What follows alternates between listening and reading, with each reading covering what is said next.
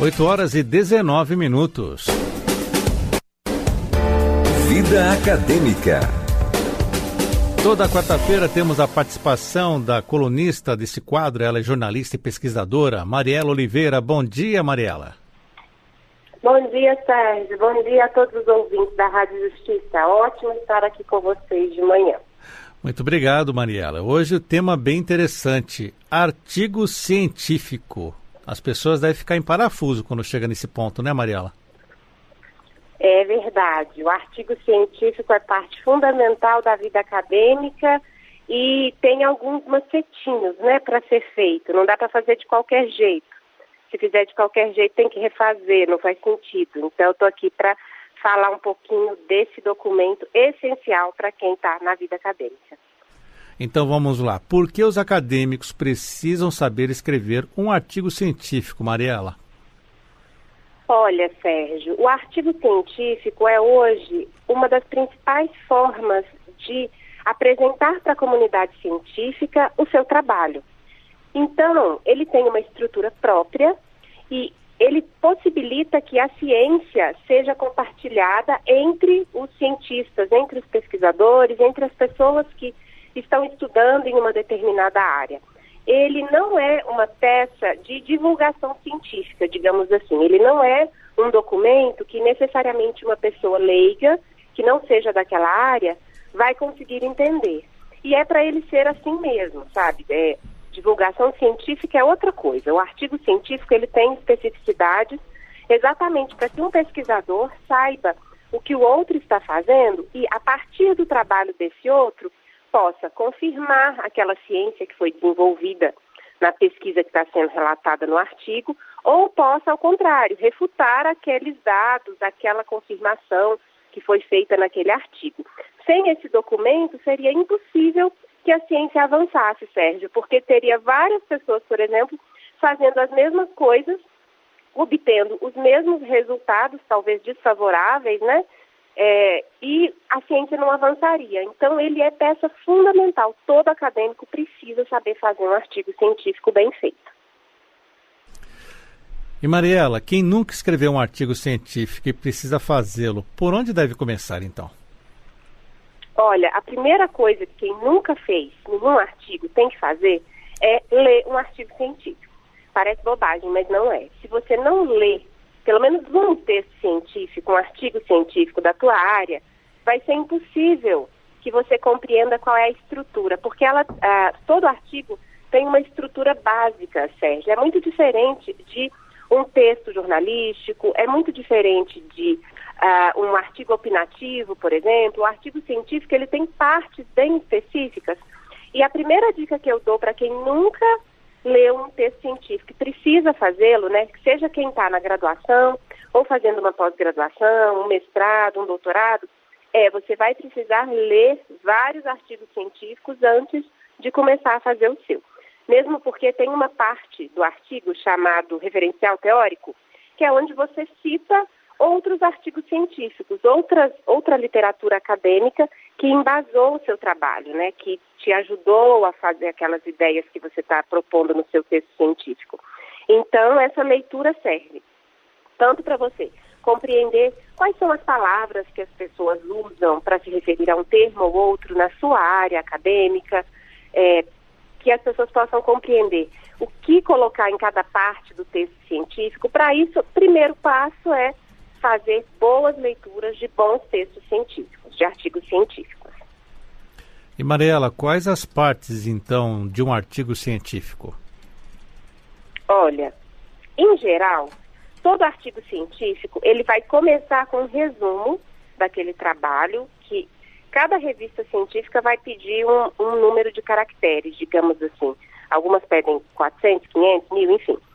Nesse resumo tem que constar o principal do seu texto, né? Qual é o objetivo, por que o seu estudo é importante, que método você usou e algum resultado. Depois do resumo tem as palavras-chave, que são, Sérgio, como indexadores. Assim como a gente joga no Google uma palavra-chave ou uma palavra qualquer e aparece um monte de referências, os artigos científicos também têm palavras-chave para que as bases bibliográficas, as bases acadêmicas possam reunir os artigos que têm temas semelhantes. Então, na sequência, vem uma introdução onde o pesquisador conta um pouco, contextualiza um pouco qual é o problema de pesquisa que ele está tentando resolver naquele texto científico. Aí, na introdução, ele também já pode colocar por que aquele problema é importante, quais os objetivos daquele estudo que ele está relatando ali. Na sequência, tem uma parte de material e métodos, ou de metodologia, que é quando ele vai contar para a comunidade científica todos os passos que ele fez naquele estudo. Então, ele vai contar se a pesquisa é quant ou se ela é qualitativa, se é um estudo descritivo, exploratório, explicativo, quais são as técnicas de coleta de dados, técnicas de análise de dados e que dados são esses, né? Que é o que a gente chama de amostra. Pode ser, será que ele entrevistou 10, 100, 1000 pessoas? Ou ele trabalhou com ratos de laboratório? Ou ele trabalhou com síntese de alguma molécula específica? Enfim, não sei. E aí o importante nessa parte de métodos é que se descreva de uma maneira bem clara para que qualquer outro pesquisador da área que queira possa reproduzir o estudo. A ciência avança muito assim, quando se reproduz um estudo e aí se tem o mesmo resultado ou um resultado diferente. Na sequência do material e métodos já é a parte de resultados e discussão, que é quando os cientistas vão descrever, eu entendi que esse tema é importante, eu sei quais são os meus objetivos, eu sei que métodos eu usei e que resultados eu obtive. E aí ele descreve quais foram os resultados em um formato bem enxuto também, não é uma coisa muito extensa. E na sequência ele trabalha com o tema das considerações finais, né? Depois de toda a pesquisa, os resultados, afinal de contas, nos levam aqui. Eles são um avanço para a área, eles podem ser base para outras pesquisas, para outros estudos, eles refutam alguma pesquisa que já está consagrada, enfim. Por fim, a gente tem as referências bibliográficas, que é quando o pesquisador vai dar transparência para o trabalho dele, contando exatamente quais outros textos científicos ele pesquisou para fazer o texto dele. Basicamente, né, como a gente tem pouquíssimo tempo, é isso. Geralmente as pessoas ficam um semestre para fazer um artigo científico, Sérgio. Então, em linhas gerais, aqui para o nosso quadro, acho que dá... Não sei se deu para entender, deu? Deu sim. E depois de tudo isso, onde se publica o artigo científico, Mariela? Olha, os artigos científicos são enviados pelos pesquisadores em revistas científicas. Essas revistas, elas têm uma pontuação na CAPES, que é a Coordenação de Aperfeiçoamento de Pessoal do Nível Superior. E aí é muito importante que as pessoas enviem para boas revistas. O que são boas revistas? São aquelas que são consideradas no Qualis, que a gente chama A, ou Qualis B. Tem Qualis A, B, C e D. As Qualis A e Qualis B são consideradas boas revistas. Por quê? Quando o pesquisador escreve o artigo e envia para a revista, ele vai ser avaliado por pelo menos 2 outros pesquisadores numa avaliação que a gente chama de duplo cego, que é o seguinte: quem manda o artigo não sabe quem é que vai avaliar e quem avalia não sabe de quem é a autoria do artigo. Então, dá uma certa imparcialidade na hora dessa avaliação. Então, pelo menos 2 avaliadores vão ler esse artigo independentemente, vão fazer suas críticas e aí vão dizer se o artigo já está aprovado, se ele precisa ser refeito, reescrito em algumas partes, ou se ele já está reprovado.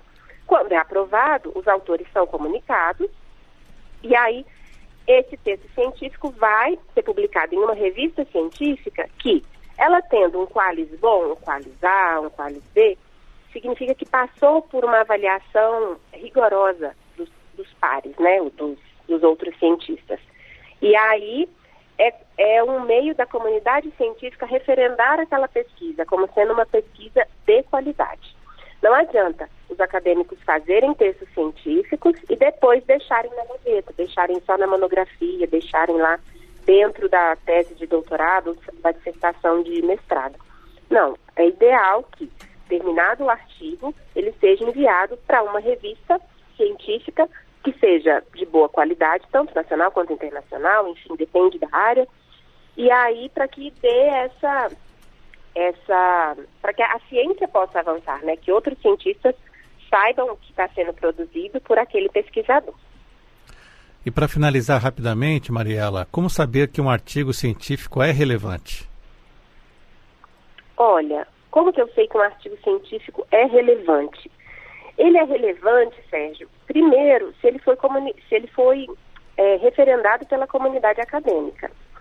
A gente tem hoje um processo chamado pré-print, que é assim, a pessoa publica um artigo fora das revistas científicas. Antes de mandar para a revista, tem algumas plataformas que dão espaço para o pesquisador para inserir um texto científico lá, e aí as outras pessoas vão criticando esse texto até que ele seja de boa qualidade para ser enviado para uma revista científica. Atualmente, as revistas científicas, né, os textos científicos que são publicados em revistas boas, são hoje a principal forma de saber que uma pesquisa tem relevância, que um artigo científico tem relevância.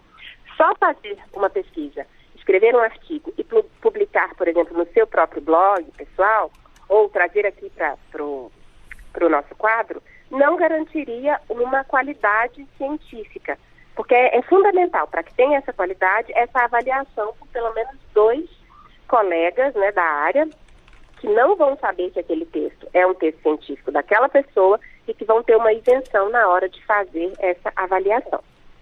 Esta é a pesquisadora, jornalista e colunista do quadro Vida Acadêmica, Mariela Oliveira, hoje falando sobre artigo científico. Muito obrigado pela participação, Mariela. Até a próxima. Até a próxima, Sérgio. Obrigada.